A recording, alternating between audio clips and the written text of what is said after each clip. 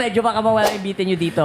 Oh. Number 2, King Kong should stay more on assassin junglers if they want Onyx to do well in the playoffs. Matik pare. Matik. Ang bilis, ang bilis. Pwede ko pa i-zoom in ng sobra-sobra dito pare. Ang bilis, ang bilis. Sobrang 3, 2, 1, zoom in. okay? Okay? Hanggang dito lang zoom in ko Ang bilis, pare. ang bilis. Mauna grabe. na ako. Oh, bakit? Mauna na ako.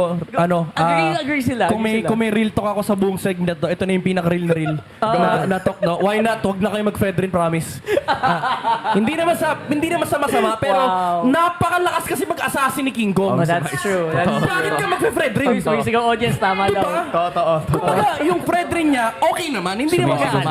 Ami. Pero ako sinasabi ko lang nga, hindi naman masama. Pero track record says otherwise. Actually, Yeah, pag tinignan mo yung stats, pangit talaga.